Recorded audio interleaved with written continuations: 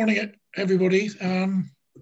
Welcome to this extra meeting of our committee, specifically called to look at the assurance framework, but we've added some other items to balance the workload with meetings later in the year. So I just remind everybody this is an open meeting, open to the public, and it is being recorded. We'll remember the most common phrase of virtual working. You're muted, but keep muted until you need to talk, please, and put your hand up in the signal system, and as we discuss items, and that would be good. And Mark has joined us as well, so that's good. So we are fully equipped. So there's no apologies for absence. I'd just like to say that Kim Sawyer, the chief executive, did send her apologies. She normally attends all our meetings, but because this was an extra meeting, she had a diary clash which she couldn't alter. Are there any declarations of interest from members? No? Okay, thank you very much. As I said, we're meeting really the main piece of business is the assurance framework. And well, I think particularly thanks to Councillor Brown, who looked at it earlier than some of us might have done. There were some issues with putting the papers onto the website because there was a slight mix-up between the duplicated pages of the clean version and the tracked edits. But all those were corrected, and I think there's been a sort of learning process on how these things are done and the checking before they appear. But thank you, Councillor David Brown, for spotting it early so it could be put right. That's my only announcement. So if we could move on to the minutes of the last meeting, are we happy to take them as a record? Take that as a yes, we take them as a record. And are there, other than the action items, are there any points arising that people would like to raise? Okay, well, if we could just look at the action items on page 7, on which they all have, apart from the one about the annual review, have a notation against them. Are there any points to raise on the action items for this meeting? No? Okay, thank you very much. So that's the minutes approved and the action items noted. So we now move on to the meat of the agenda items, which is the assurance framework. And our role here is to review, approve and recommend as appropriate to the Combined Authority Board. So Rochelle, are you going to introduce it, or how's the introduction going to be between you and Robert? Can I leave it? Robert, are you going to kick off? I'll kick off by introducing Rochelle, if I can. Ah, there we go. Good. Here we go. So Rochelle's going to introduce us. I'll come in on a point that I think she's going to invite me to as we go through. But over to Rochelle, if that's okay, Chair. Good morning, Chair. Good morning, members.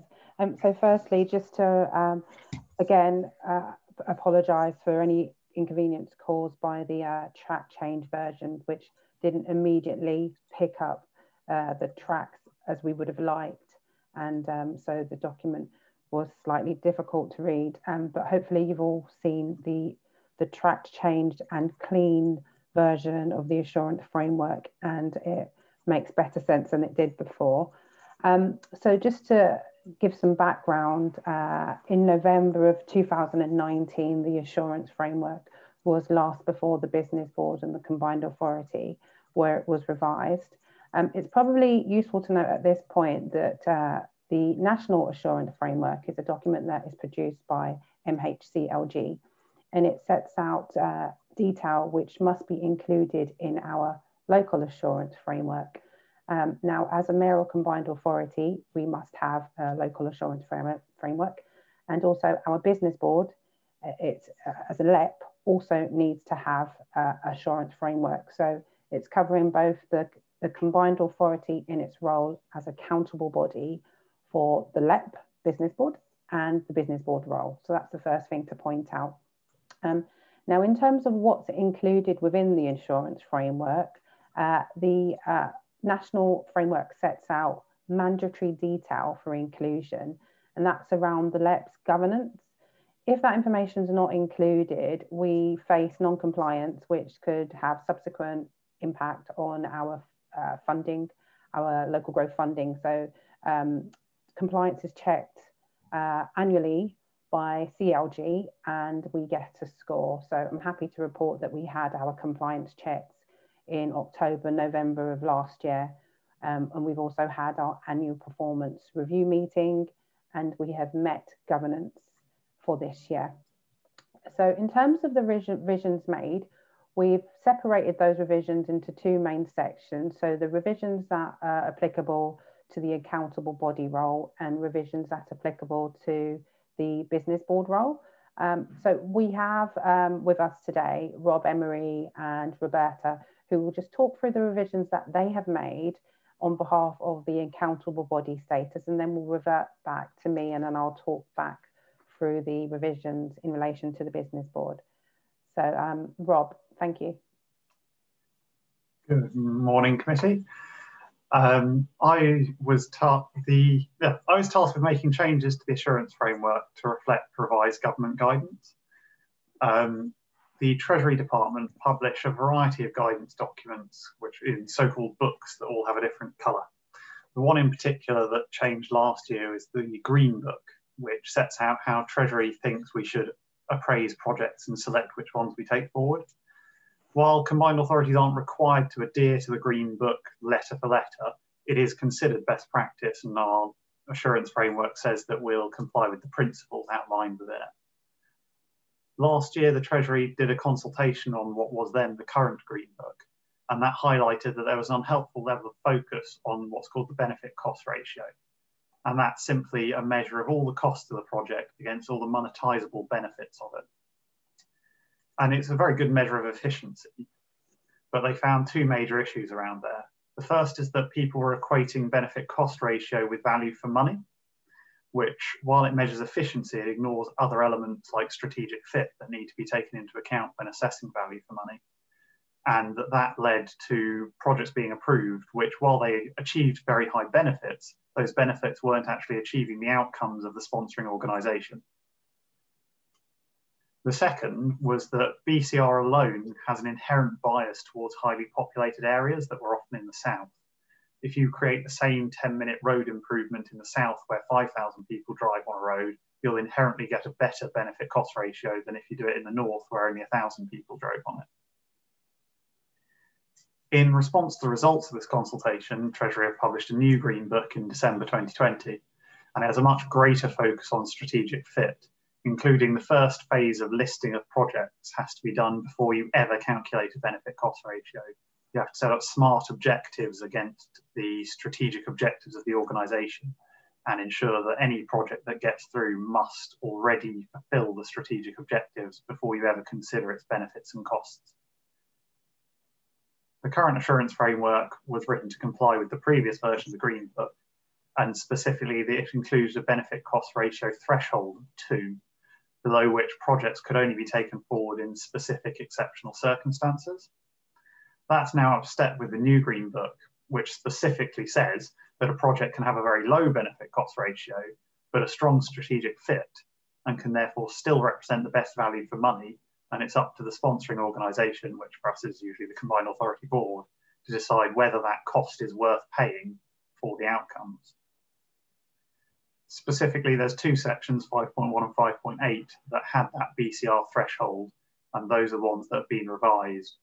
Now, we know the Department for Transport has a very strong opinion over how we appraise our transport projects in particular, and they were very specific about the wording in the assurance framework, and we have to agree with them the revised wording.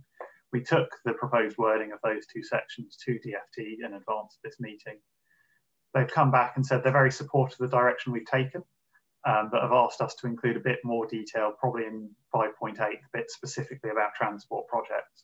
regarding how we're going to evidence strategic fit moving forward. Delivery and strategy have subsequently put together some more detail, which I'll be working into paragraphs to put into a revised part of those sections, and we're going to go back to DFT this week to hopefully get their agreement on those revised sections. The only other thing to note is that the business board were presented the draft of the assurance framework yesterday, and they asked for a minor change to section 5.1, bullet point 2 specifically, to reflect that the projects that are considered by the business board will only be measured against the elements of the combined authority strategic framework which the business board endorse. So, for example, the local industrial strategy and the sector strategies, rather than against the entirety of their policy framework, which doesn't actually apply to the business board, for example, the housing strategy. And any questions from the committee on the changes related to the Green Book?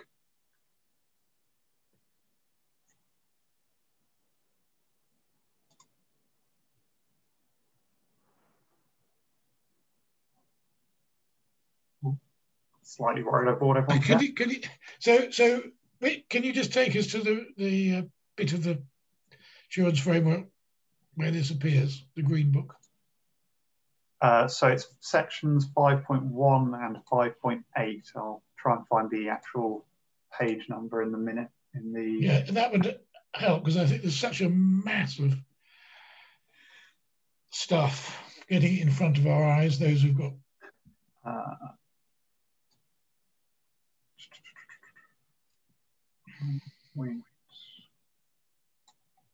It's 5.8 is page 39, isn't it? Say again? Page 64. 39 is 5.8. Oh. Oh, okay, sorry. Do you want the page number from the assurance framework or from the meeting, like whole document pack? Which would be more useful? So, sorry, either way, 5.1 is page 64 of the document pack, page 34 of the document.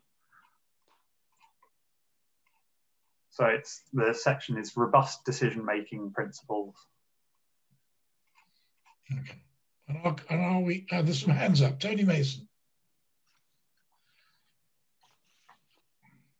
Morning. Yeah, I mean, just taking on the summary that you've outlined, and that the strategic objectives will take precedence over the benefit cost ratio, and therefore, if there is a low benefit cost ratio, it is not a primary consideration compared to the strategic objectives.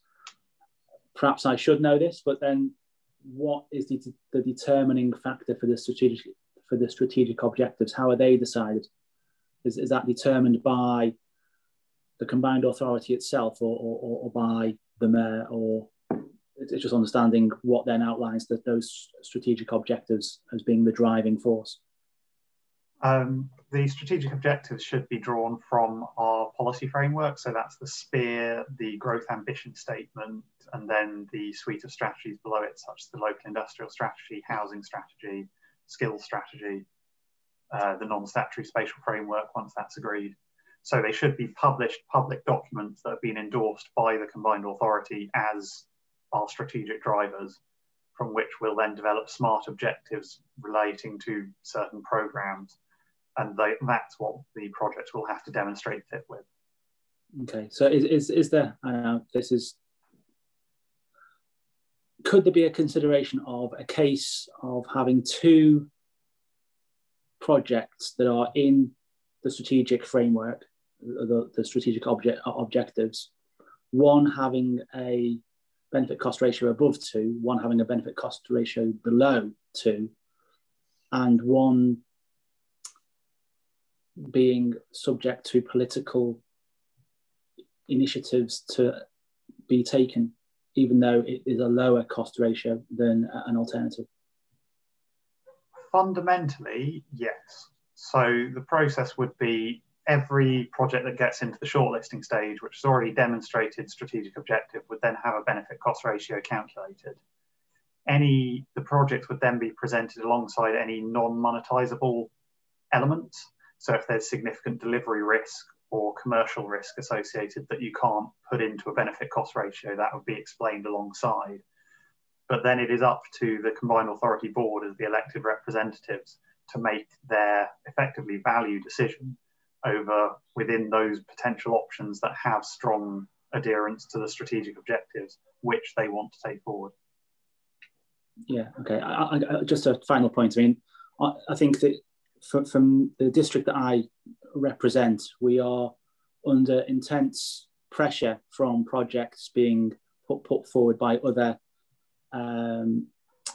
government agencies, whether it's the East West Rail or the GCP or the CPCA. Harston is being impacted upon by projects that have potentially very low best cost benefit ratio and also are of no benefit to the people of the district I represent, but we are going to be impacted by it. And the point I'm trying to make is we cannot have any effect from the representatives that are being elected because decisions are taken by the CPCA or the GCP or East West Rail. And if one of the deciding points of benefit cost ratio is no longer relevant because it all falls under a strategic objective, my concern is that local democratic thought will be impacted by decisions being taken to the detriment of local people.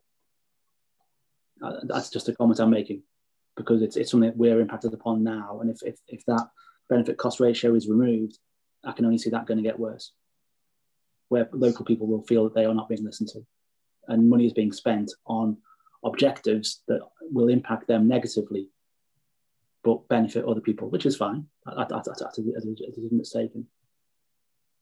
Okay, thanks. Thank you, Tony. Who have I got now? Mike Davey. Yeah, if you could help, please, Rob. And it could be my ignorance, but it's about the DFT bit, the 5.8, page 39. So bearing in mind that the work will be delegated essentially to the one CAM company, which isn't, as I can see, is actually not actually mentioned with regards to the CAM Metro. How does this work? I think is what I'm trying to understand. How will the CPCA be able to ensure that value for money is being met by a company, which in essence is being delegated, but the company itself sees itself as wholly accountable back to the CPCA? So how will that operate? And because it feels like, again, in terms of the heading is about transparency and accountability, and I'm struggling to understand the actual process of it, if that makes sense, Robert. Okay, so I think there's sort of two elements to that, one of which I can address and the other I might have to weasel my way out of slightly. So the main one that I can address is this is about the decision making of the authority. Yeah. So the point at which this would apply to the combined authority with relation to the CAM is, for example, when the CAM comes forward with a proposition or when a decision is being made about the CAM, they will need to follow these rules and provide a business case when they ask, say, for an allocation of money from the combined authority. They'll need to make the case in line with the assurance framework to get the board to make that decision. Because the independence of the company should mean that they're applying to the CPCA just as any other project would. Then the question of how the CPCA interacts with the CAM as the sponsor organisation for the CAM project or as a shareholder is the part I'm probably going to weasel out of because it's not part of the assurance framework currently. But I think Rob Parkin might have something to say about it. I'm happy to speak to that, Chair, if that's please. Okay. And I may allude to the wider point on the local authority companies, as it were. So starting specifically with the CAM project, 2 points. Firstly, it's in receipt of funding, which Rob has alluded to, described, and within the terms of funding are the usual terms you'd expect to see of any other recipients of funding, about meeting its objectives and being accountable. And Rob would know more on those reporting lines. Separately, the CPCA is the sole shareholder of the CAM project, and that shareholding responsibility falls to the CPCA board. It is obviously defined in company law, but also further articulated in a shareholders agreement, which constrains the company to deliver to an approved business plan, which itself is reviewed and approved by the CPCA board. There's a number of consent/reservation matters that the board requires to look over for CAM SPV, as it does for other companies.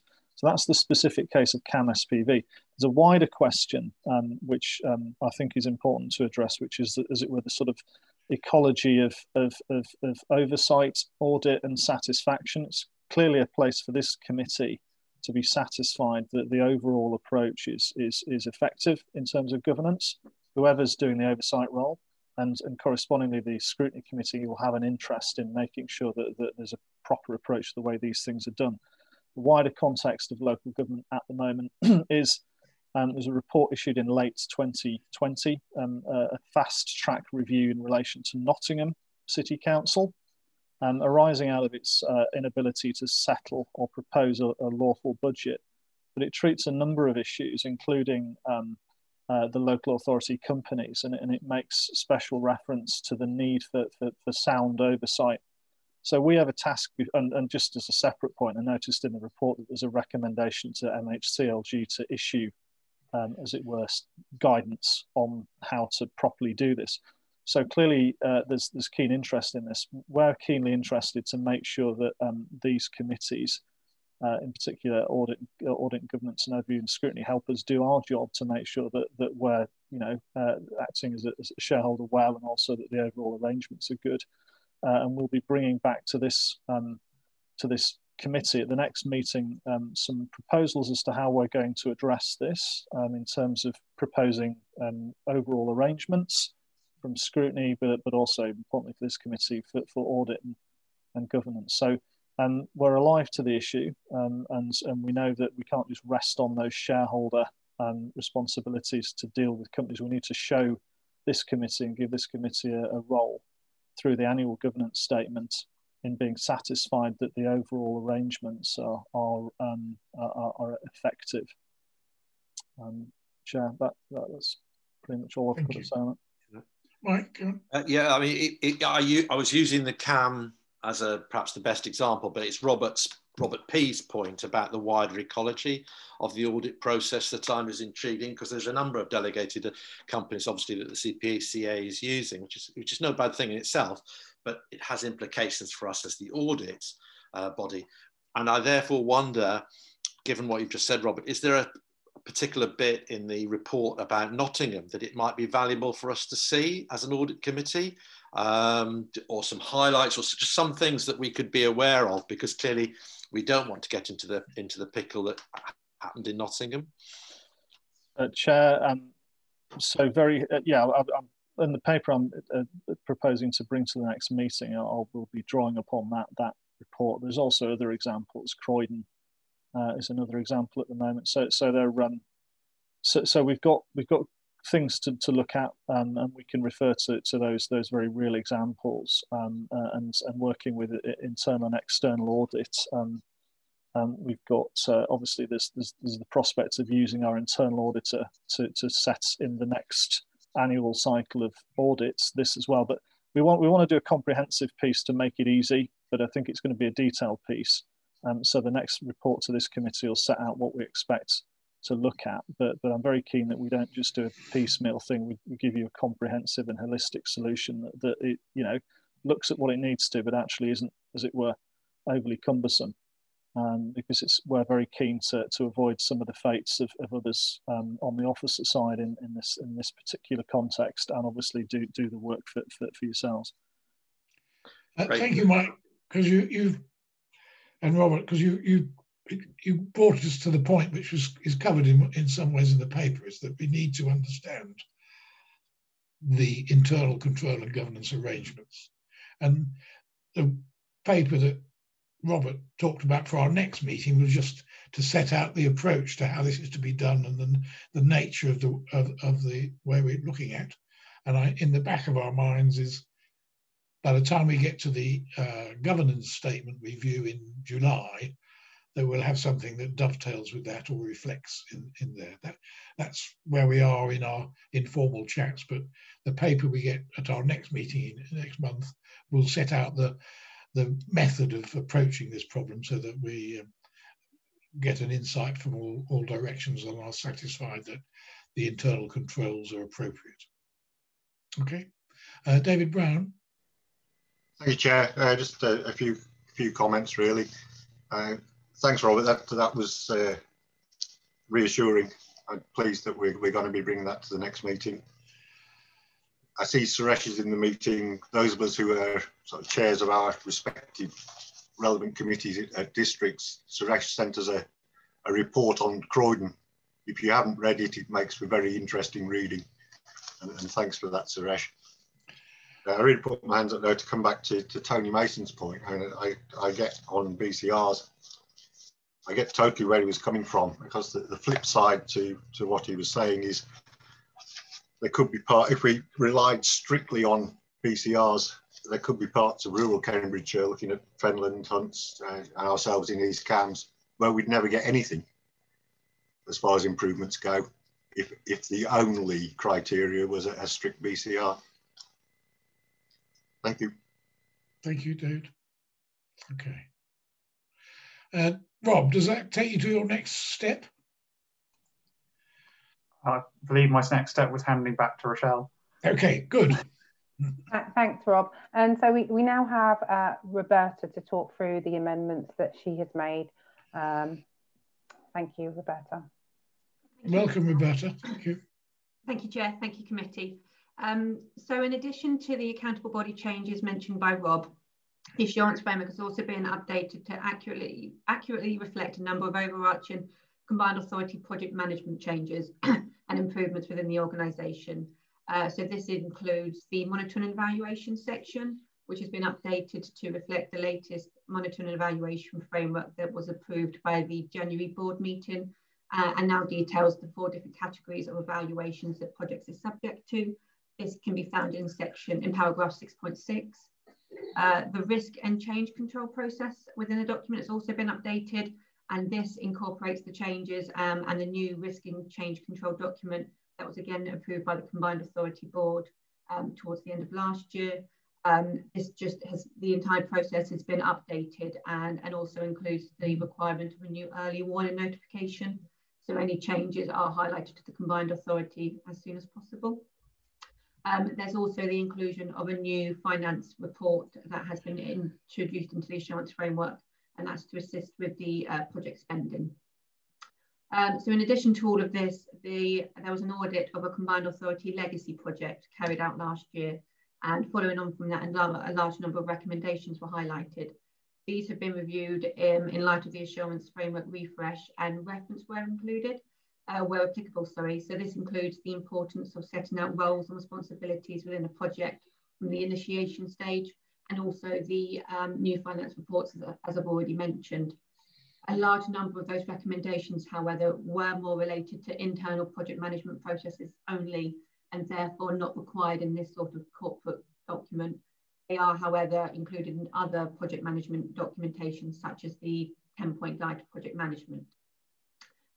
As you may also know, the 10-point guide was originally an appendix to the assurance framework. This is a regularly updated internal management document only, and has therefore been removed as an appendix.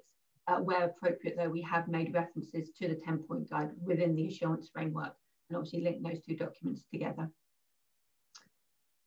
Thank you very much. Thank you, Roberta. Thanks, Chair. You've convinced us. I don't see any questions. Rochelle? Sorry, Chair. Sorry, I jumped the gun there. So if I just talk through the revisions that have been made, which are relevant to the business board. So first of all, the previous version of the assurance framework, the issue of coterminosity between the boundaries of the combined authority area in terms of overlap wasn't concluded, it wasn't complete. And so what we've done now, we've got a number of strategic partnership agreements with those other LEPs, or rather other local authorities areas that are covered by other LEPs, to, if you like, transfer those responsibilities. And so now we don't have that issue of overlaps, and we have a defined LEP boundary. So we've included the newly published government LEP boundary map, and you can find that in section 3.3.8. So we previously had a target that a third of business board members should be female. As we've reached that target, and it's the plan that that will be the approach of the business board going forward, we've removed that as a target. They have an expectation that an induction process for all new business board members takes place, and so we've put that as, if you like, a mandatory requirement within the assurance framework. All minutes in relation to business board meetings must be published within 10 days, and we had a reference to 12 days, so that's been taken out and amended as applicable. To align with the national assurance framework, the term for the business board chair should be 3 years and not 2 years, which is what we previously had. So in relation to the LGF funding, of course, there is one more funding period, but that period of funding LGF project is now over. So there can't be a new call, if you like. So we've taken out references to new calls. We did have a change request process previously, and this is whereby an applicant wishes to change any criteria applicable to the funding they've received. But there wasn't enough detail in it, so it needed further refining. So Steve Clark has helpfully updated the change request process. And then we've also refined the clawback process to account for assets, the ability to claw back assets as well as money. And then the last change that we've made is in relation to an overview and scrutiny lead member that shadows the work of the business board. So this is just really about improving the internal scrutiny arrangements for the business board. Now, Rob mentioned that the assurance framework went to the business board yesterday, and at that meeting, the business board agreed to have a lead member shadow the work of the business board. And you can see the role description for the expectation of that role holder, Appendix 2. So that's something that will be new going forward. And we've tried to remove all the references to the LEP and instead replace with the business board. Members will note that there's been a number of formatting changes also, and the document's just been redrafted to be a little bit more succinct. We spoke briefly, and thanks to Robert Parkin, in relation to the arrangements going forward to sort of have some oversight of the governance arrangements for the trading companies. Now, as I mentioned earlier, that there isn't much reference to what should be stipulated in the local assurance framework, in the national framework, to reflect what should be in our local framework. I'm sorry, that's very, very confusing. So what I'm trying to say is that the national assurance framework doesn't give helpful indication of what the accountable body should have in their local assurance framework in relation to governance arrangements. So this is why there's a wider piece of work being conducted, and hopefully there'll be something in place going forward. In terms of next steps, we do have to have the assurance framework signed off by MHCLG. So the plan is to, after this meeting, following any further revisions, make those changes, and that's why a delegation is also sought. And also to take into account any further amendments that may be requested by MHCLG. So we will be hopefully to send over the version over to MHCLG midweek. So if there are any further comments that the members may have in relation to the document, it would be good to receive those via our scrutiny officer, and then we could also incorporate those into the document that goes over to MHCLG. It's hoped that we will have that back before final CA board approval at the March CA board meeting. But if not, we still have the delegation in place. So the recommendation before the committee today is to approve and recommend the revised draft of the assurance framework to the combined authority, and also to delegate authority to the monitoring officer to make minor amendments following any further comments received by MHCLG. Thank you, Chair. Happy to take any comments or questions. Thank you, Rochelle. Mark Gulsack. Thank you, Chair, and good morning, everybody. Rochelle, in the overview and scrutiny lead member role, I noted with, well, not concerned, but I observed in there that they are not going to be allowed to sit in any confidential or see any confidential papers. So it just led me to want to understand what percentage of business meetings are confidential and what effectiveness the role would have. Thank you, Councillor Goldsack. So that aligns with the requirements of our order and also the overview and scrutiny order. So in effect, overview and scrutiny are not allowed to see confidential documents, and it's the same in relation to anything that's confidential discussed. So actually, I take the point that it may seem that those items of business can't necessarily be scrutinised as much as others, but that actually aligns with the order and effectively law. So there isn't very much I can do or we could do or implement about that, unfortunately. Councillor. I hear what you're saying. Sure. I'm sure you're going to have a queue of members queuing up for a job where they're not going to be able to do anything. That was the bit that worried me. So do we have any, I mean, my experience is that most matters that are discussing budgets and finances tend to go into most matters that are discussing finances and costs of third parties tend to go into confidential sessions because they're protecting the commercial information involved. So I'm just, you know, are we setting ourselves up here for a bit of a ineffective role, really? That was my only concern. Chair, I'm happy to just very, if it assists the committee.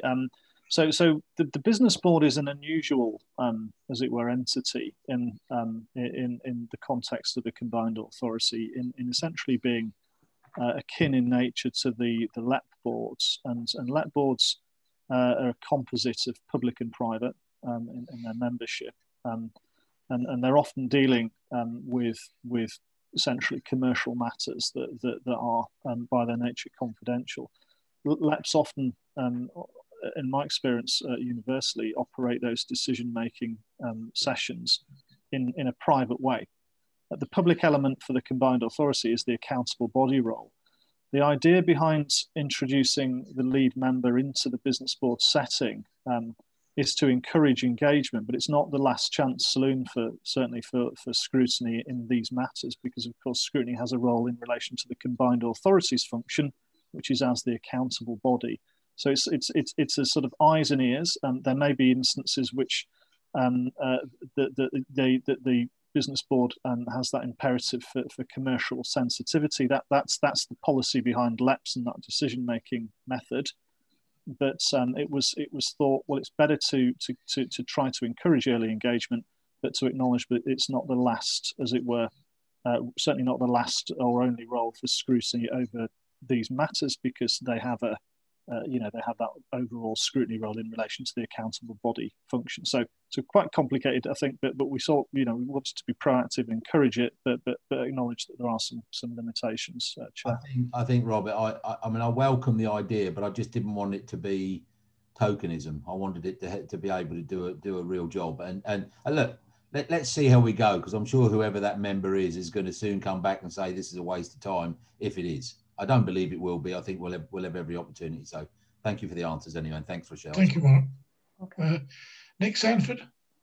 Yeah, I want to continue on that theme about openness and transparency, really, because in the section of the assurance framework talking about the business board, paragraph 3.3.16 talks about the business board will operate in an open and transparent way in compliance with the Nolan principles.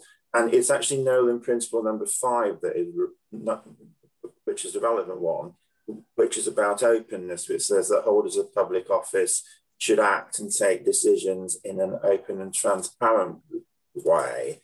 So we then go to paragraph 4.17 of the assurance framework in relation to the business board, and it says that all other meetings other than the AGM of the business board will not be open to the public unless otherwise determined by the chair. Now, I did actually flag this up as a concern when we discussed this back in October. We discussed it rather briefly, and I did get an email from an officer who said that they would go away and investigate it. And I actually understand through talking to party colleagues that are on the Overview and Scrutiny Committee that this issue has actually been brought up, because I find it really difficult to sign off an assurance framework that actually allows the business board to meet in private.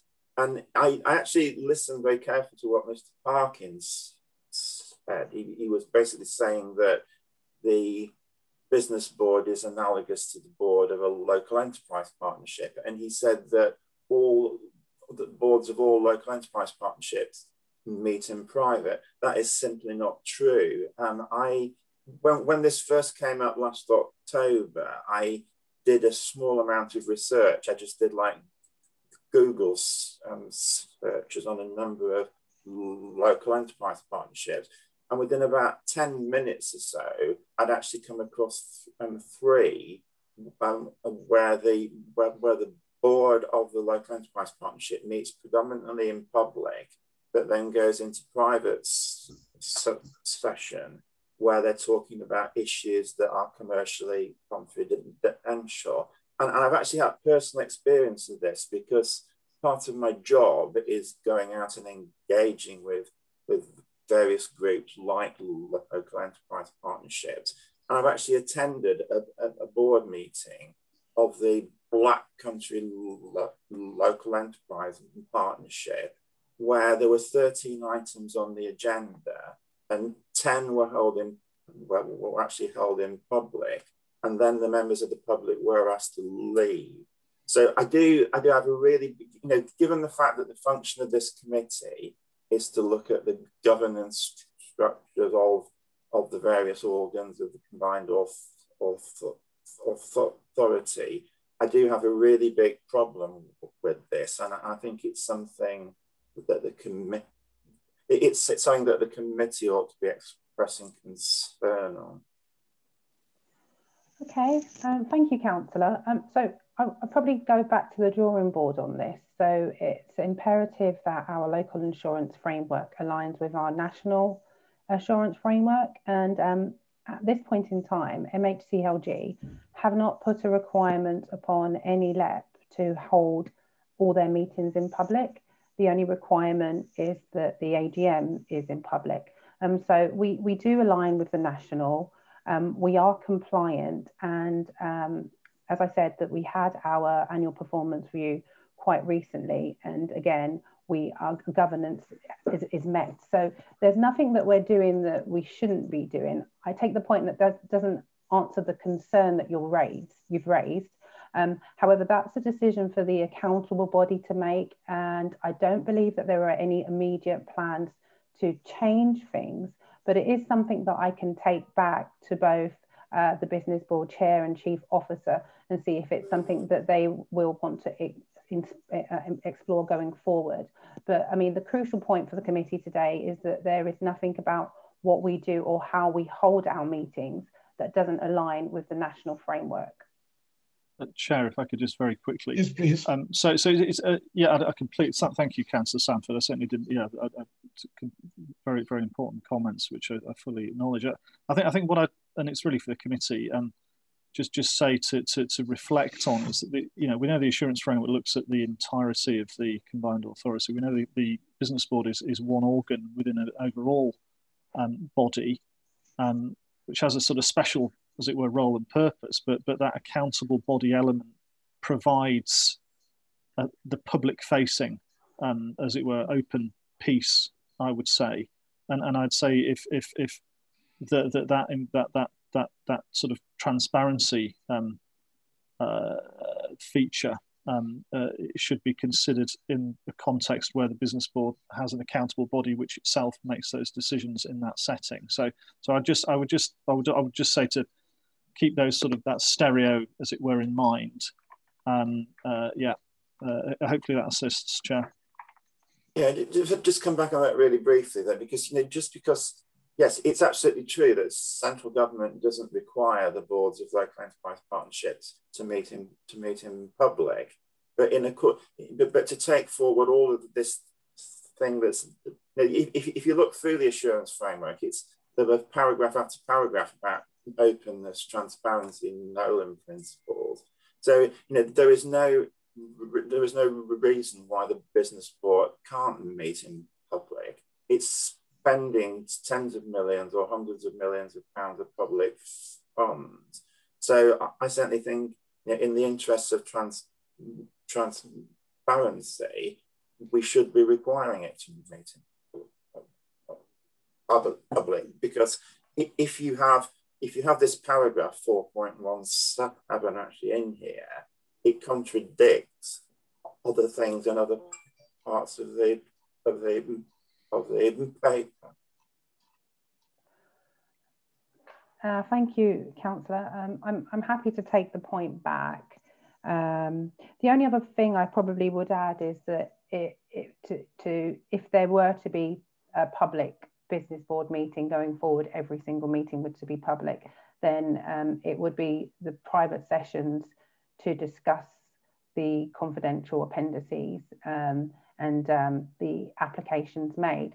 So I don't know whether or not that takes us very much far forward, because we're back into that situation where the public wouldn't be party to those parts of the meeting in any event.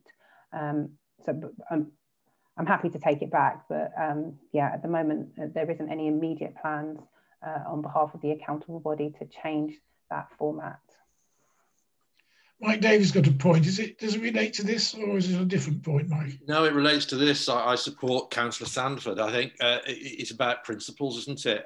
And I think surely it's feasible to flip it, simply to say it just 417, which is a contentious one. All other meetings of the business board shall be open to the public unless otherwise determined by the chair. So it's just flipping it round, because it then demonstrates our commitment to transparency and openness rather than the reverse.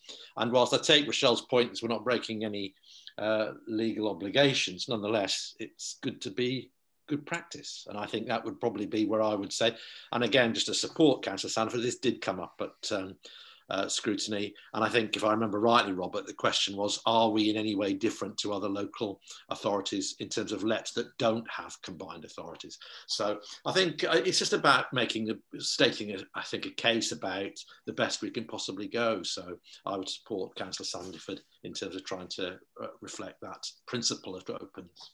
I mean, this is clearly a matter of substance. Could I just take a sense of other members on the committee that, I mean, if the points made by Nick and Mike, are they supported by other members of the committee, or are there any other varying views? If I take silence as a, oh right, Tony Mason.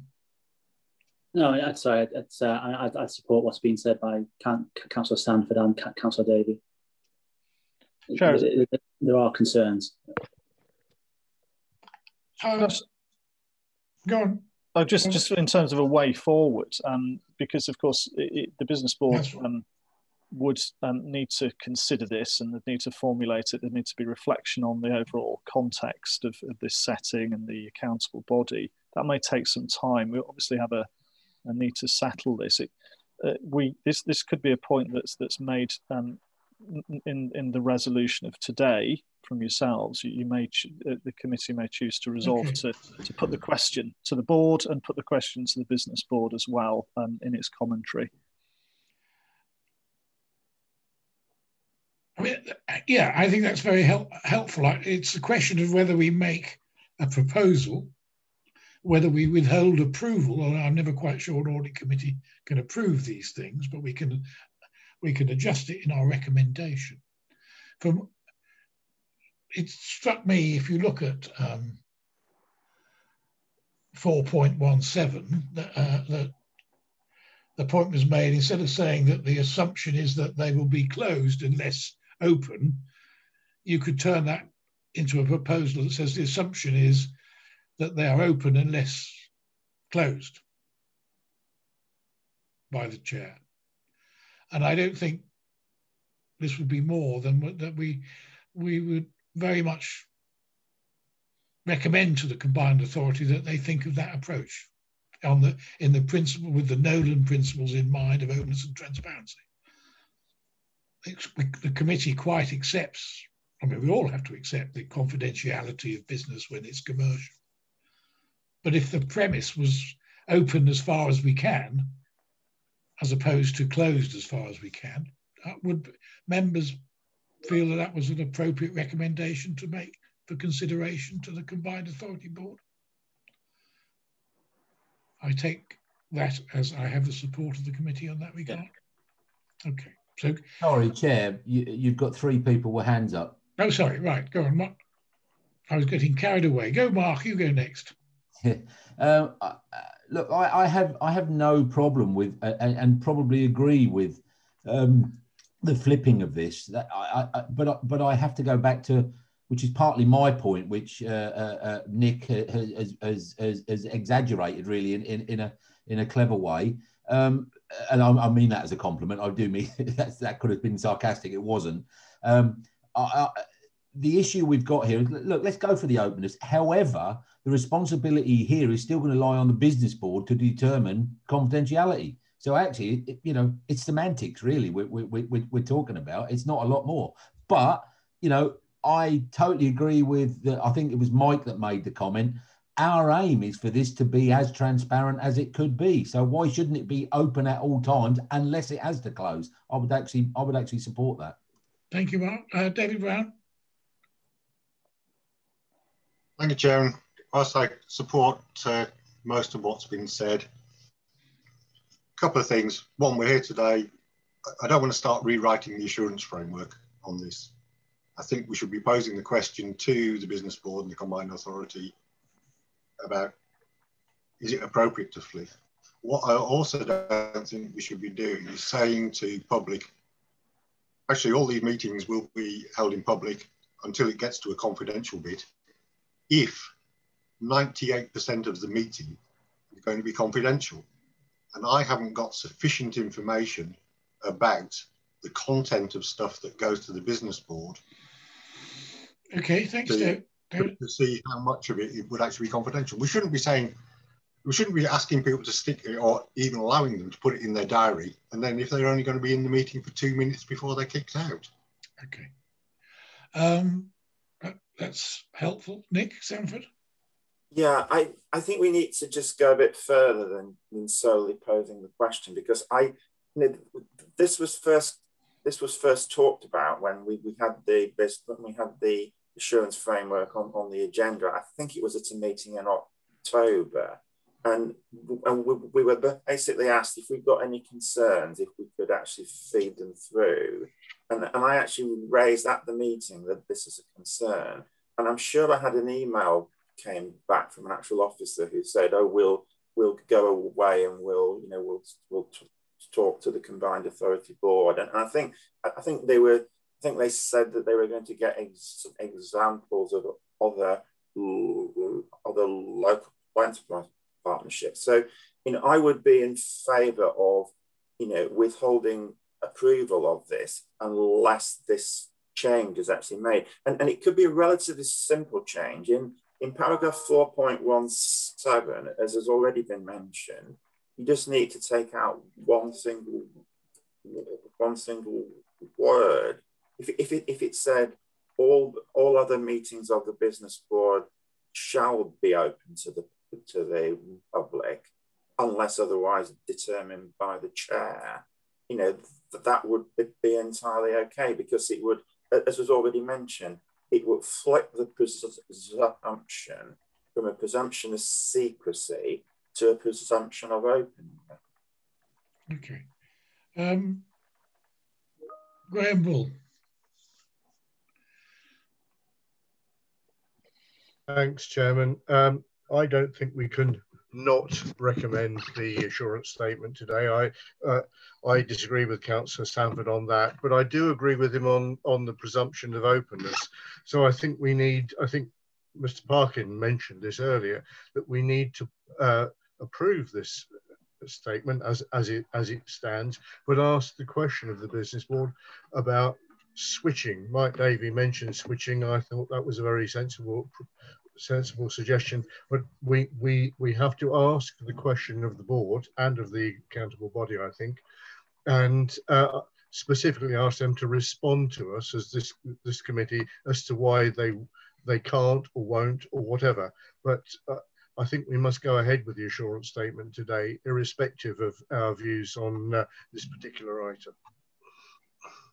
Okay, well, can we take that nuclear option first? We had a proposal from one member that we should withhold our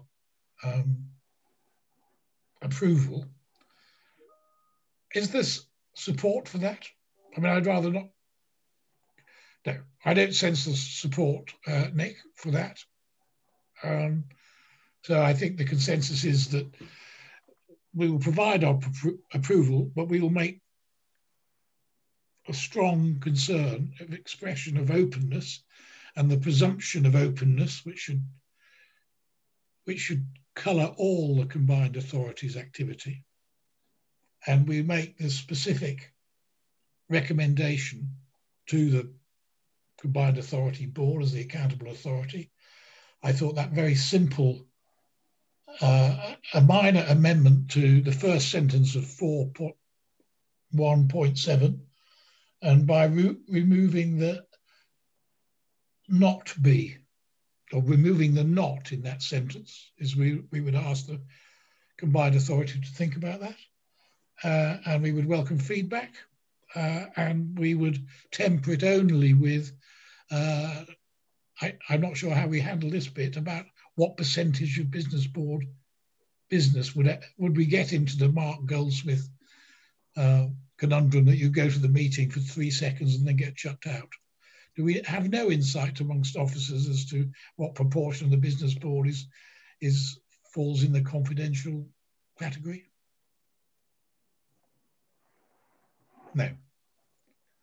All right, but in framing this proposal, I'm not quite sure what we could ask in regard to. Shall we just make the proposal and let others decide whether the proportionality problem raised by Mark is something to worry about? David Brown, did you want to talk? Thank you, Chairman. Yeah, I would agree with that. Because the bottom line is, if we approve this as it is, and we ask the business board that, and actually, if the business board turn around and say, "Okay, we hadn't thought of that. Yes, we will be public unless we need to be," as in we remove that word "not." You could do that under the delegation we are hopefully about to give you. Yeah, but the paper is going to the combined. The business board has seen it. Now it's going to the combined authority for ratification. Is that right? So, Chair, if I could assist, yeah, perhaps that if members are minded to go with it, the proposal could be that to approve the assurance framework, to note concern that the default position is a closed meeting, and to invite the combined authority to consider whether meetings should be held in public.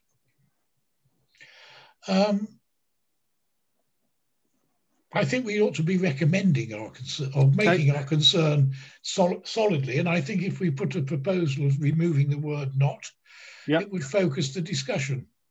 So we have great difficulty with the closed nature of the business board, and are recommended on the openness and transparency, which is a touchstone of the combined authority work, is that "not" should be removed from 4.17, first sentence, and we would welcome feedback. All right, officers able to encapsulate that in the decision, if the report that goes to the board. Good. So, could I just make one more comment? I generally support what you're proposing, but could I have it recorded that I personally would withhold approval, because I do think it's a really fundamental principle. I think I'm happy to put that in the minutes, not in what goes to the board. I think we go to send the committee's view to the board, but recognising your concerns in the minutes, I think is welcome.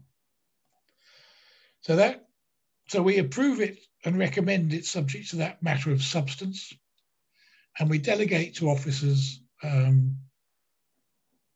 any further minor editorial amendments which members may think of between now and next Tuesday, I think was the date that you needed them, Rochelle? Yes, please, Chair. And that any of those minor amendments, thoughts on the stairs, should be sent to the scrutiny officer and Gardner, yes, and copy to Rochelle. Are we happy to, well, we've landed in the right place on this item? A few nods, thank you very much. And I think in reporting it back, you should also, officers, could you make clear that we gave a full, we had a special meeting to discuss this, and we've given an hour, don't have to put the hour, but we gave it full consideration in making these comments to the board. David Brown, your hand is still up. Do you want to say anything? Yeah, thanks, Chairman. Just one thing I would like to raise in committee, just as a amendment on 3.6.1, when we talk about the Audit and Governance Committee, it says the membership is one member from each constituent authority, but it doesn't reflect the fact that we have an independent chair. You're a member of this committee as well. So I do think that should be in there. Okay, thank you very much, David. I agree with that, as you might imagine. Okay, well, we've given that a good clout. I'm very grateful for, this is not easy stuff, and there's a number of pages that require attention, are quite demanding. So I'm very grateful for all the support and the thinking that's gone into our discussion. Right, so that was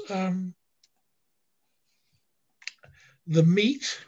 We've got a few other items to do, but hopefully some of them will be less time consuming because they're more evident. So we now got a paper that talks about the revision to the Constitution regarding the Housing Committee, which Robert Parkin is going to introduce. Thank you very much, Chair. Chair, members of the committee, clearly one of the key roles of this committee is essentially custodian and chief commentator on the Constitution. This item is a proposal that's been made by the Housing Committee to essentially seek a change to its terms of reference in respect of their desired removal of the culture and tourism element of that committee's work. The report that you have before you references that request. It also references the within the background papers, and apologies, members, it would have been easier for you if we'd given you a live link on the agenda to the paper before that went to the Housing Committee. But that sets out essentially the position that, as they see it, which is that culture and tourism matters are predominantly matters around economic development, business development, and that generally speaking, when the overall CPCA, including Business Board, deal with such matters, it's in the context of economic development. Therefore, there's an acknowledgement that it's really a Business Board matter, and when it isn't, the Housing Communities Committee is saying it should go somewhere else, i.e. to the Combined Authority Board. So just as members in local authority settings will of course know that local authorities have a dual role as well in terms of promoting cultural and tourism in a general way, but they also have powers to directly deliver. So the Housing Communities Committee has that role in relation to direct delivery, and it's asking that go elsewhere in the organisation, Chair. So so I'm bringing this report essentially to report in what that request is. As I've mentioned, this committee has a role in relation to commentating on changes to the Constitution, and it does so through an annual Constitution review, apart from anything else. But comments are sought in relation to this item, Chair. Happy to try to answer questions, and I'm aware I'm not the original progenitor of this. Okay, thank you, Mark Goldsmith. You're muted, sir. I am. I've been called many things in my life, but my surname's Goldsack, Mr. Chairman, not Goldsmith. Oh, sorry. I answer to most, but have been called worse, so don't worry about it. But I thought it would be worthwhile pointing out for anybody that happens to be listening. Listen, apologies, Mr. Chairman, but literally 2 days ago, I have been voted on to the CPCA Housing Committee, so I don't think it's right that I should be sitting here and involved in this debate and or voting on that. So apologies for not saying that up front, but that's literally happened in the last 48 hours, and I kind of missed that at the beginning. So if I could just recuse myself on this situation. Okay, thank you, Mark Goldsack. I'll ask the record to show that you mentioned it when we talked about declarations of interest. David Brown. Thank you, Chair.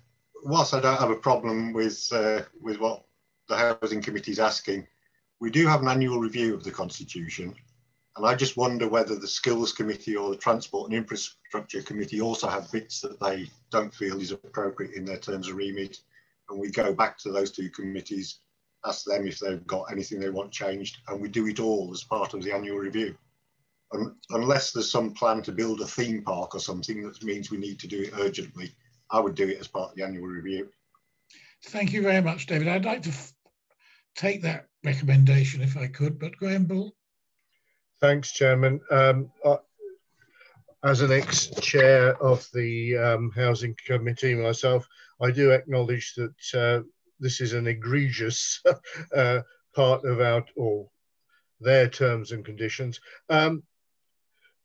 I am a little bit concerned about moving it to the business board, because all of us as district councils have a tourism and culture function, and it would be more difficult to liaise, or for the business board, I think, to liaise with the district councils about an overall strategy than it would be for a committee of the combined authority. So whilst I'm happy to approve the removal of this from the constitution of the business of the Housing Committee, I do feel it needs not to get lost in the business board. Because all of us as district councils have an interest in this. Just an aside, Chairman. In terms of when we make the adjustment, I have no particular concerns whether it's now or at the annual review. Thank you very much. Mike Davey. I would support what Councillor Brown, what David said. I think for the same reasons, interesting enough, that what Graham said. The City Council has major investment in culture and tourism, so, for example, we run the Corn Exchange, we run the Folk Festival, and therefore we would want to be part of any discussions around the cultural exchange for the whole of the county, because it has major implications. So I would want to go back and just discuss with colleagues at the City Council as to where the best place that we can liaise in with the combined authority, because if we don't have a place, fairly obviously, if we don't have a place at the business board, and going back to the previous discussions, if they're not open, it therefore makes it very difficult to contribute in a positive way. So I think I would support what Councillor Brown's suggested, and I want to go back and talk to colleagues at the City Council just about the right way that we can incorporate and work with the combined authority on this matter. And I'm not sure the business board's the right place, if I'm honest. Thank you, Grant. Thank you, John. Thank you. Jenny Mason. Yeah, I mean, I think I'm going to build upon what everybody else has said. The concern would be that whether the members of the business board have sufficient experience or in the sector of environment and tourism and events, or whether they're focusing more around their businesses in pharmaceuticals or heavy industry. So I think the impact would be to consider a separate committee for this going forward, rather than lumping everything into the business board. Concern would be then that, as Councillor Brown has mentioned, if there are reviews of other boards and they don't want to do things that are contentious, that the business board gets lumped with all the contentious bits that are then hidden away and not discussed in public. Okay, thank you, Tony.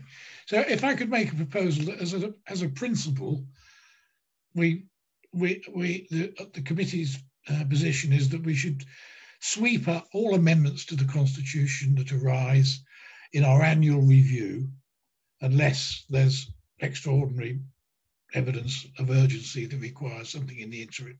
So we'll hold this over to the annual review, and that we would like fed back that this topic should find a home in one of the combined authority committees, and is not given the interests of the constituent councils. It wouldn't be appropriate in the view of this committee to be lodged with the business board. Okay, I'll take that as we're happy to move on. Thank you. The one that we didn't do last time, the capital investment strategy, Rob Emery, because we only had a nanosecond to think about it last time, didn't we? Indeed, and my repeated apologies for that IT error last month. The capital strategy is coming back to you because we didn't get it to you in time last month. The capital strategy provides members and the public with a high-level overview of how the authority's capital programme contributes to delivering its overall aims. Along with the other financial strategies that you saw in January, the capital strategy is reviewed annually to ensure that it remains up to date with the authority's plans, and it will be presented alongside the other strategies to the CA board on the 24th of March for adoption. The only significant changes to the capital strategy, beyond updating the tables to match the approved medium-term financial plan, are the recognition that the funding and financing strategy of the CAM may include public sector borrowing via the combined authority, and a reference to the combined authority's pension fund deficit. The latter is because 1920 was the first year we had a pension fund deficit, having taken on pensionable employees from Peterborough City Council. And in relation to the CAM, given this potential scope of the project and the amount of borrowing that may be involved, well beyond our current borrowing cap, if such borrowing were required, it's extremely likely that financial strategies would have to be fundamentally revisited, and there'd be a significant lead in time, and we'd of course come back to the Audit and Governance Committee to comment and review before anything was approved. That's about it from me. Hopefully it's a nice simple change, but here to answer any questions the committee have. Thank you very much, Rob. Our task here is to review. Are there any comments from members, or are we content? No hands raised, so thank you, Rob. You've convinced us. We'll move on to external audit, the outline audit plan, which I think John Alsop is going to introduce before he hands over to his external audit colleague, no doubt. Yeah. Thank you very much, Chair. So this paper is to provide the committee with Ernst & Young's outline audit plan for the 2020-21 financial statements. The committee is asked to review the planned audit approach and to consider whether there are any other matters that may influence the audit. And I'd just like to hand over to Suresh, who's here, to take members through the detail of the plan and the timetable. So thank you, Suresh. Thank you, John. Good morning to members of the committee. I think you're all pretty familiar with the format of our audit plan, so I will kind of focus on the key messages, changes and potential uncertainties that are still prevalent. So if I take you to page 235 of your pack, that provides a summary, a visual summary of the risks and areas of audit focus that we are recognising for 2021. And it's fair to say that across local authorities, the 2021 accounts are the year where we are clearly seeing the impact of COVID-19 in respect of actual income and expenditure that authorities, including the combined authority, have clearly received from government to support local businesses and individuals in the district councils. So you will see there, we've got a new risk around how you account for those government grants. And whilst clearly receipt of government grants isn't new, the issue that's presented by the grants that have been received in light of COVID is whether or not you are accounting for those as you're an agent, in terms of those are just grants that come in from government and you pass them through out to recipients without any real influence, control, or you have got that influence and control, and as a result, you should be accounting for those as principal. And that then changes how you account for those within your financial statement. So that's why we've got that as a significant risk, given the values involved. And those of you who obviously with district council will probably see that reflected in your audit plans too. We've still got the inherent risks around the going concern disclosure and the pension liability valuations, and you'll recognise those from the previous year. And then one new one specific to the authority is we understand that you are planning to prepare group accounts for this year and consolidating the 5 subsidiary entities that you've got. Clearly, as the first year of doing that, that represents an inherent risk around making sure that actually disclosed and accounted for appropriately in your 2021 accounts. So hence the reason why we're flagging that as a new risk. Over the page 236, we've included a reference there to accounting estimate because there has been a revision to the auditing standard in relation to accounting estimates, and as we've kind of outlined there, that the change is a little bit internal in terms of how we as auditors look at that, but officers will notice a little bit more challenge and seeking of a better understanding in some cases of accounting estimates, probably less impacting the combined authority as it will be for some of the local authorities. Got the materiality levels there for you as a committee to be aware of, and particularly the 71,000, which is our threshold for reporting any what we call audit differences.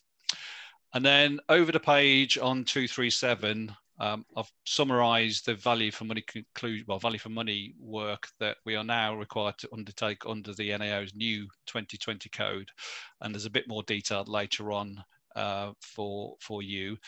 What I should say is that in light of the ongoing pressure on both local authorities and auditors to deliver not only 2021 audits, but 1920 audits, the NAO has actually been in discussion with audit firms as well as MHCLG on what's the best phrase, kind of reducing the extent of the new requirements for this year. So I've referenced there the 3 reporting criteria that the value for money work focuses on, and below those 3 reporting criteria there are 5 or 6 what they call proper arrangements underneath each of those 3. And what the NAO is currently doing is looking at whether or not they can reduce the audit requirement to focus on maybe just two proper arrangements beneath each of those 3 reporting criteria, and those being the most kind of critical for that reporting criteria. So that is currently being discussed with the NAO. We're hoping that they will conclude on that in the next few weeks, so we've got real clarity over what we need to do. I think how that plays out for the combined authority is that obviously the discussion you've just had about the assurance framework is incredibly helpful in respect of understanding how your governance operates clearly. And obviously you're very transparent in your medium-term financial planning, which again supports the financial sustainability range. So I'm not anticipating there will be a significant amount of work we need to do on value for money, but until the NAO clarifies the extent of that work for 2021, we won't be able to confirm exactly what we're going to be looking at.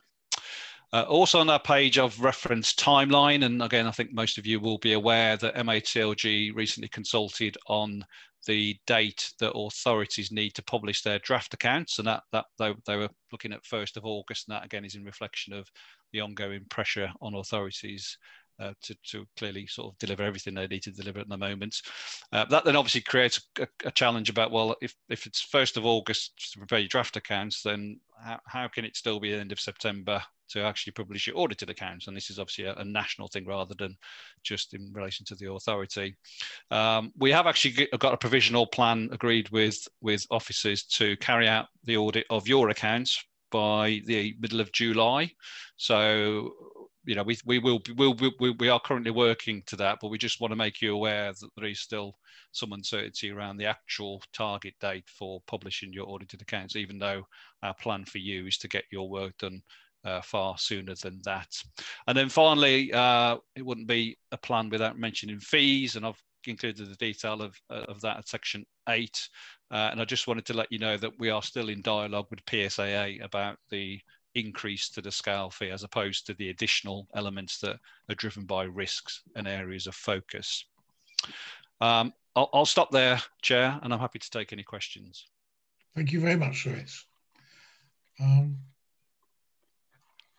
I did see, oh, there's a hand up, David Brown. Thank you, Chairman. Thank you, Suresh.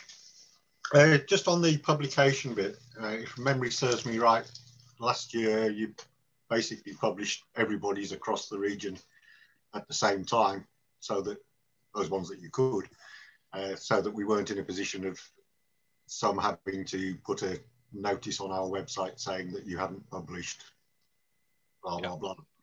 Is that the same plan this year, or are you going to be publishing them as you go through them?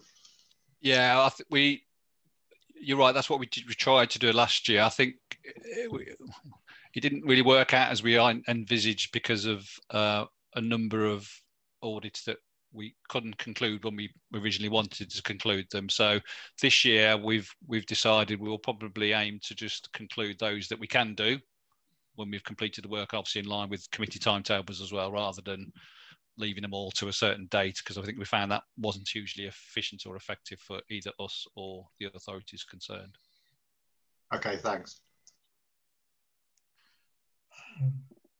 I didn't see any other. Tony Mason.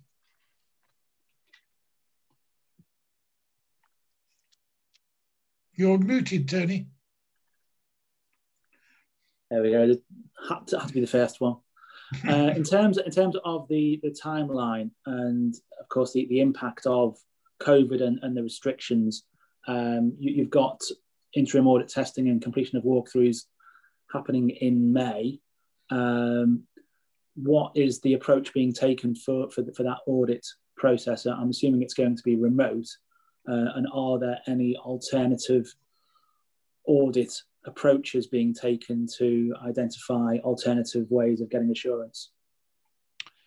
So you are right. We clearly begin to be following government rules up until hopefully sometime later in June. And over the last obviously 12 months, we have been able to operate remotely, and things like carrying out walkthroughs we can do remotely. There are some nuances now we've learned about making that an easier process. So, for example, sharing our documentation in advance rather than having to sort of start from scratch every time. So there are some improvements that we have been able to make to improve the remote working, but there's nothing really alternative in terms of the walkthroughs, in terms of what we plan to do. Okay. I don't see any other hands up. On the timeline, we always have to try and align our meetings with the draft account publication.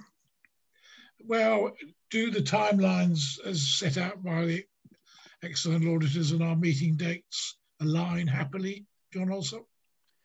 Yes, we're still planning to complete the draft financial statements by the end of May, and then we will bring those back to the committee at the June meeting. And then after that, Suresh and his team will do the substantive audit work, and then we can bring back the final version for approval and publication after that. So I think it should be it's within our meetings plan. Okay, thank you. And now the hands up. So thank you, Suresh, for a clear plan. And I was very grateful for the feedback about what you've learned by listening in to us, which help inform your work, because I think that having your attendance sometimes it is useful so we can ask you questions, but it is important to the committee that you have an insight into areas of thinking. So that's good. Thank you. So we've noted that, and we'll move on to information governance, which is Rochelle again. We're all yours, Rochelle. You're muted, Rochelle. Thank you, Chair. There's always one. So the recommendations before the committee today are firstly to note the findings and the recommendations of the report on information governance, and those recommendations will be implemented at the combined authority. And then secondly, the committee is asked to agree to 6 monthly reporting into the committee on information governance matters. So just to provide some background as to how we landed with the report. So between August and October of last year, we instructed an external data protection specialist to conduct a review and just to establish where we were with information governance, including whether or not we was compliant, whether or not we needed better systems, to develop an action plan, to review our policies, and to also create a development plan for the data protection officer, which is myself. The report came back in October. It's very clear, and it provided guidance as to what we needed to do in terms of next steps. It's probably useful to point out at this point that, as you will be aware, we've left the EU and we are no longer under EU law. We are subject to the bridging period, but we've now got a UK GDPR. So there are references in the report to GDPR. So if you could overlook those references and note that the findings will be amended to implement UK law. In relation to information governance, members will be aware that ICT is handled, or if you like, dealt with through 3Cs, which are our external providers. So if they're not necessarily part of the combined authority, so some of the recommendations in relation to ICT will be a little bit more tricky and complex to implement straight away. And so this is why we have the action plans and dates for compliance, if you like.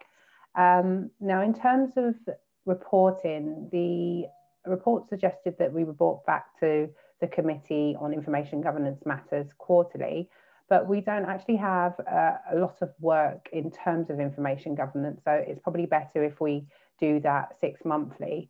And that reporting will cover reporting on data protection breaches, complaints received, information on our FOIs, and information on cases that are referred to the ICO.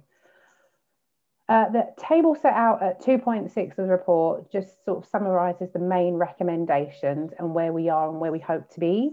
So if I point to the most pertinent, we're currently updating all policies and we hope to get that completed by spring this year. We will be introducing training for all members of staff that will cover UK GDPR and also cyber security. We also like the quarterly reporting, which I've mentioned not too long ago. And we have appointed a data protection officer, and we have a senior information and risk owner also. In relation to the IT matters, so specifically in terms of the emails and having our encryption of emails, that's something that we are going to be liaising with 3C, so we hope to have that in place soon. Now, penetration testing, that's something that will be conducted externally by another organisation, because it's not recommended that your IT provider does that. So we hope to source someone who'll be able to do that for us. And then generally, it's just a matter of making sure that all those recommendations are in place, and we've set ourselves a target of during the next year to get that complete. The report can be found at 6.1, and the report author, Kieran Ward, is also in attendance for any specific questions that you may have surrounding the specific details in the appendix, which is the report. Happy to take any questions, Chair. Thank you. Thank you very much, Rochelle. Colleagues, comments, questions? David Brown. Just a couple of quick ones, thanks, Chair. Particularly interested and supportive of the autocomplete bit on emails. When you have a name like mine, over the years I've received numerous emails for other David Browns where somebody's hit a return button just on an autocomplete. I once got somebody's entire buying schedule for Sainsbury's, even though I have nothing to do with food or whatever else. And I know it's not sort of strictly in governance, but it is about information. We had a bit of an issue at East Cams a few weeks ago with emails, and the system got overloaded because of a problem with our suppliers. It was not anything to do with cybersecurity. It wasn't a hack or anything. Things weren't automatically deleting, is my understanding of it. Anyway, overloaded the system, so we were without an email system for a short while. And I just wondered whether, as members of the Combined Authority, when there is things like that, our various data officers share the knowledge to avoid it happening to somebody else. Thanks. Thank you, David. Thanks, Chair. So at this moment in time, there's nothing that I'm aware of, but it's something that I can most definitely take back for implementation. So it's something that I will raise with Robert, who will subsequently raise with senior leaders. Okay. Grenville. Thank you, Chairman. Not so much a question, more a commendation. The first point in the table is training, and can I just re-emphasize the absolute importance of training for all staff, because the major weakness in any system such as this is the human element, and people who feel they don't need the training are often the ones that need the training the most. So please be assured that I, and I'm sure the rest of the members of this committee, are very keen to ensure that all training is done and is up to date, and is, as you say, a program of continuous training. So just to reinforce the importance of that. Thank you. Thank you, Graham. Now the comments. I was interested, Rochelle, you mentioned complaints and FOI requests and the like that would appear in this 6-monthly report. And I know in the next item we talk about, or there's a proposal in the next item for a 6-monthly report on FOI requests, whistleblowing and the like. Are these two separate things, or do they meld in some way? I think you're quite right. So they would overlap. Yes, they would. I mean, complaints in relation to breaches would be separate, but complaints in relation to FOIs would be one and the same thing. Okay, well, I just ask then that officers make sure that this is they're harmonised. So we don't want to go over the same ground or the same aspects twice, and maybe, subject to what we discuss in the next item, the two reports could come to the same meeting so that we've got them aligned. Robert Parker, did you want to say anything? So, yeah, my connection dropped out there whilst you covering those. Okay, well, I went the meat of that. Yeah, sorry. Okay, and Nick Sanford, you had a point.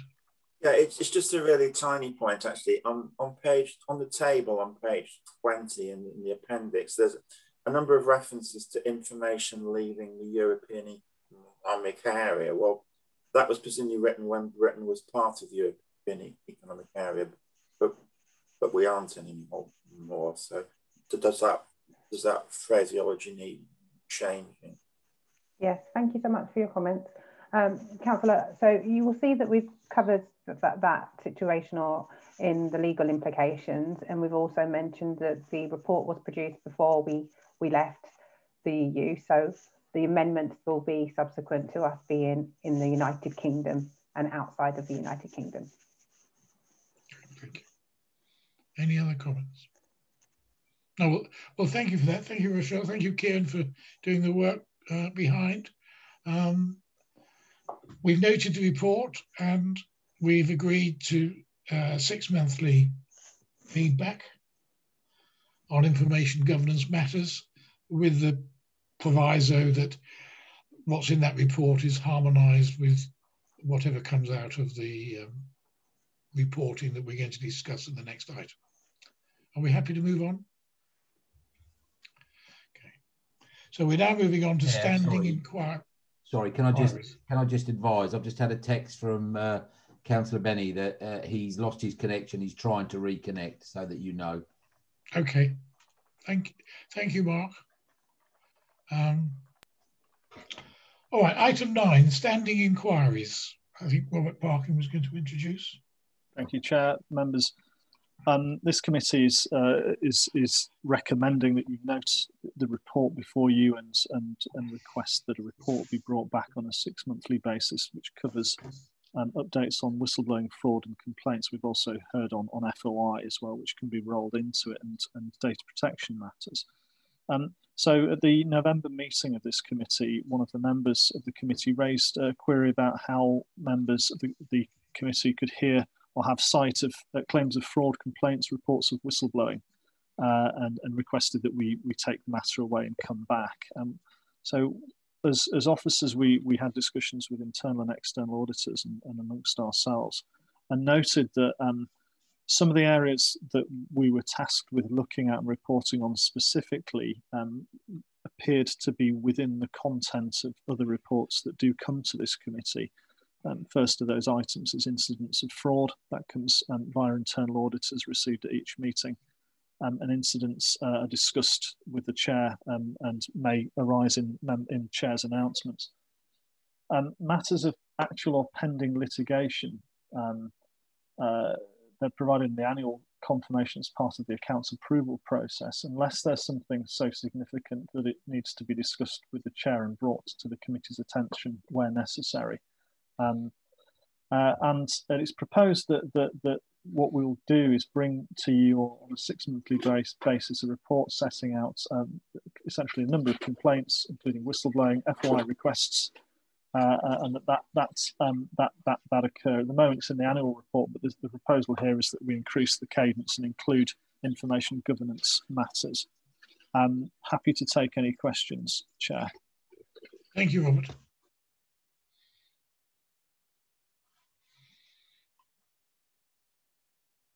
So I asked to note the contents and request this 6-monthly report. Tony Mason.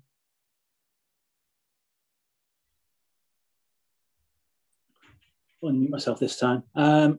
Yeah, I mean, I take on board what's being said, but again, the approach was to be more of a proactive response to verbal assurances from officers to the committee that there was nothing untoward, and that, you know, in the vast majority of cases, I would expect that if you did ask the questions in respect of if there's any fraud or whistleblowing or legal cases as a part of a standing inquiry at the beginning of a meeting, it would be no, and then you just move on.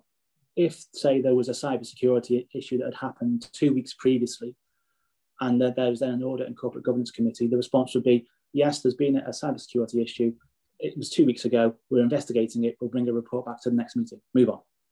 It is so that we are aware of what's going on a more proactive basis, rather than reactively getting reports post-fact that are then put it into a document that is 400 pages that we are unaware of. And again, I'll go back, and it's not to repeat the points that's been made before.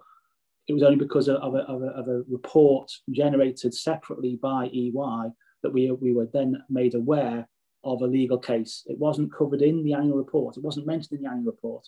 Numbers are in the annual report, but it wasn't mentioned what it related to.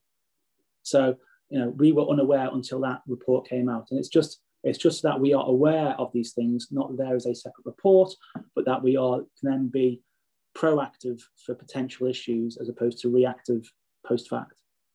So I appreciate that getting a report every 6 months is better than getting a report every year, but it doesn't really address what I'm trying to put across. Thank you, Mike Davey. On mute, Mike. Oh, sorry, I didn't realise. Forgive me, John. It's the final bullet point in 2.2. I just wonder. It sort of picks up on the point that Tony's made. It's about the ability to be on the front foot rather than the back foot. So if something did happen, if it was going to go into the public domain, that's almost too late. It's like we need to know before it goes into the public domain. And I wonder, it does raise a question, and again, without wishing to prolong it too long, presumably if something happened, would Kim Sawyer contact the chair of the board to alert them as to what was going on? And would it not make sense at the same time to alert yourself, John? Thank you. Do you want me to come back, Chair, on that? Yes, please. Yeah, members the committee, of course, sit within their own councils and having sat within a number of different authorities, districts and unitaries, I'm aware that actual pending litigation, well, there's a huge amount at any one time, lots of disputes going on. They're sometimes frivolous, sometimes they're significant. I think that the challenge to give, as it were, a useful insight to a committee such as this on a rolling basis, we could be hoisted, by our own petard, as it were, if we set ourselves out to do that. I think for me to ensure that we do things effectively, we have to be proportionate. I'm certainly happy to develop something whereby, with the chair, chief executive, we ensure that there's as it were, matters of significance notified through. But I think it's really important to know that we have to act proportionately, given that it's a very catch-all expression, pending claims litigation going on. It could be a very, very active area, but it doesn't necessarily denote significant risk. Tony Mason. Yeah, thank you, Robert. Yeah, it's an example. A simple example would be, of course, that if there was, again, as part of the standing inquiries, at every meeting it was brought up that there was litigation around non-payment of supplier invoices and that we were getting taken to court by suppliers. And okay, eventually we paid, didn't go to court. That is a governance issue. There was something going on in the combined authority that means that we're hitting suppliers and suppliers are potentially taking us to court. That's a governance issue that we should be aware of and identifying how we can improve it from the committee looking at the combined authority. And that's a very simple thing. But if we're only given input on cases that get taken to court or get settled before court, that doesn't then address the governance issue that has been underlying what's going on in the combined authority. So it's giving visibility that enables us then. So actually, is there an issue elsewhere within the functions of the combined authority that are leading to potential claims?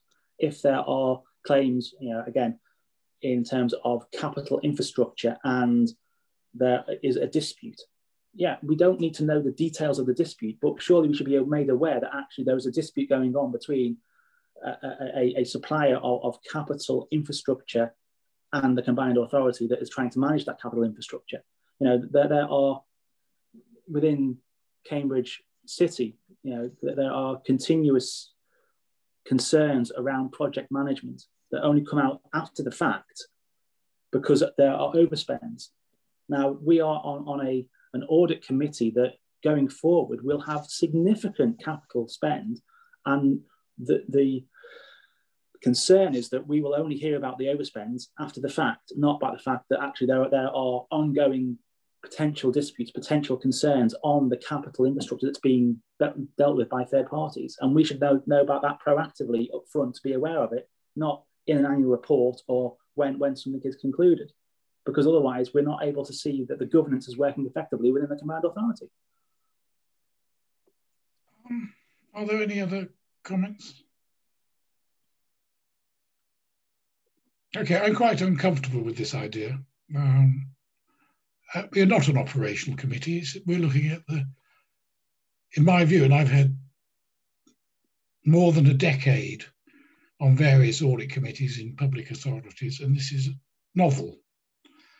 And I'm also minded a bit about if we get a statement today when officers said they weren't aware of anything, and then next week something comes up or there was something going on that they weren't aware of, I think that puts everybody in an unhelpful position. So far, I don't have any sense that there's any behaviour within the combined authority that tries to hide these things when they become known. And I have been brought up to date on a number of occasions by the officers or by the chief executive, particularly on the questions of IT, but also on fraud, when it comes to light. So I think what the position and raising this issue has been very healthy and helpful, because it has made us do a proper analysis of, are we capturing all of these issues using internal and external audit? And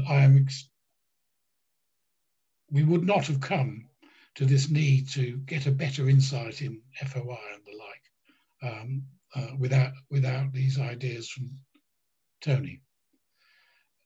But as a standing item, I mean, I take advice from colleagues, but I'm not in favour of it. It gives us I'm not sure, or in fact, I don't think it would make it any safer. And we are not an operational committee. We're about, is the governance and the internal controls in place? And when the lessons learned, and we find out from the auditors, and we have had a good check here that the devices that we look at provide us with that information. So that's my position. It's the first time I've ever reached where I felt I had to set out my view like that. If others would like to comment, or whether if Tony feels so strongly about it, whether we should go to a vote, I'm happy to do that.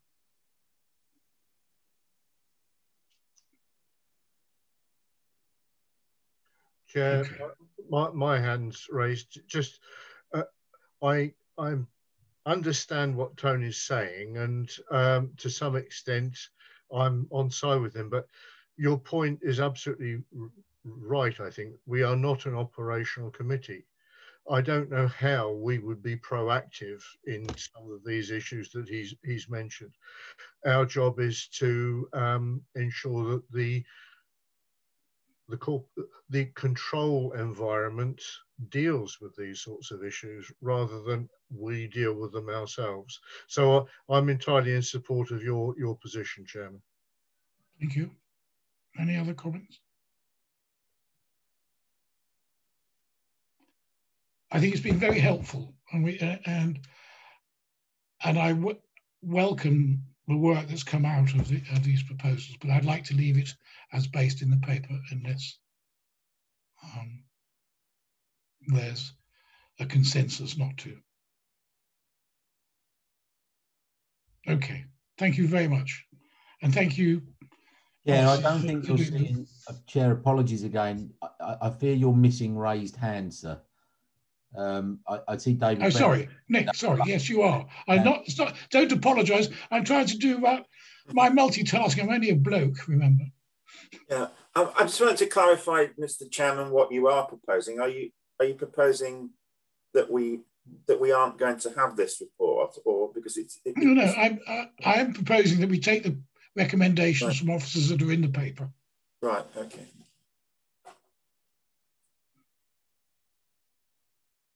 David Brown. Thank you, Chair. Yeah, I'd support entirely what you said. And we saw over Lancaster Way when Transport and Infrastructure Committee were a bit concerned about how things had happened there as far as overspend, etc. concerned. So they referred it to us. Those systems are in place. I'm perfectly happy with the way the paper is written. Okay, thank you. Well then, I'd like to leave it there and we take the recommendations in the paper. Thank you very much. And that takes us on to item 10, which is the work programme. Are there any comments on the work programme?